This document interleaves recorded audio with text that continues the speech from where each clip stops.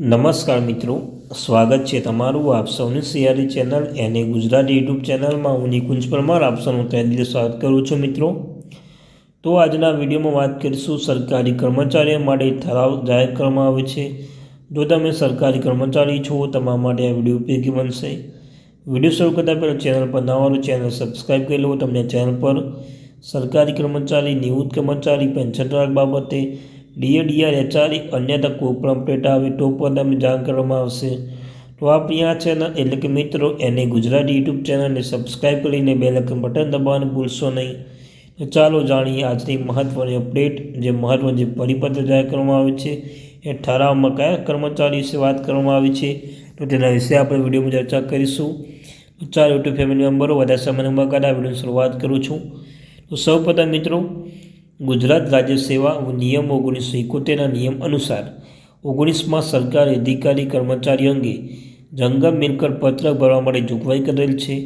Calendar વર્ષમાં સ્થાવર મિલકતનું પત્રકો સંબંધિત કેલેન્ડર વર્ષ અનુસાર જાન્યુઆરીથી ડિસેમ્બર સુધી પૂરી થયા પછી મહિનામાં એટલે કે તરત જાન્યુઆરી મહિનામાં ભરવાનું રહેશે।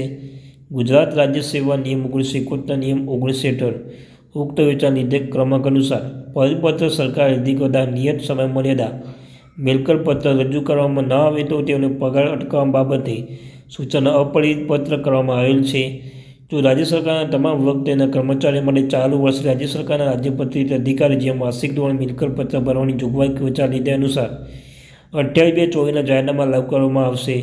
જેના અનુસંધાને રાજ્યના વિભાગ તેના કર્મચારીઓની HRPN નંબર જનરેટ કરવા માટે રજિસ્ટ્રેશન કરવા અને કર્મચારીના વર્ષ 2023ના કેલેન્ડર વર્ષમાં જાન્યુઆરી ડિસેમ્બર સુધી મિલકત પત્રકો કર્મયોગ્ય સોફ્ટવેર અંતર્ગત ઇલેક્ટ્રોનિક્સ ઓનલાઈન ભરવા માટે અંગે તમામ કામગીરીઓ 15/5/24 સુધી પૂર્ણ કરવા ઉપરી વિચાર નિર્ણય અનુસાર પરિપત્રિત સૂચના આપવામાં આવેલ છે।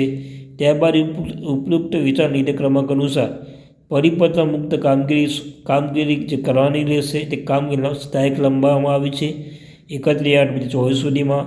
ત્યારબાદ ઉપરોક્ત વેચાણ નિર્ણય ક્રમાંક અનુસાર પરિપત્રને સદત સમયમર્યાદા 20/11/24 સુધી લંબાવવામાં આવી છે। તો મિત્રો આ તે માહિતી તમને કહી દે પરિપત્રમાં જે છે નંબર નિયત સમયમર્યાદા મિલકત રજૂ કરવામાં ના આવે તો તેનો પગાર અટકાવવા બાબત આ પરિપત્ર રજૂ કરવામાં આવે છે। તો મિત્રો આ તે માહિતી, થેન્ક યુ વેરી મચ।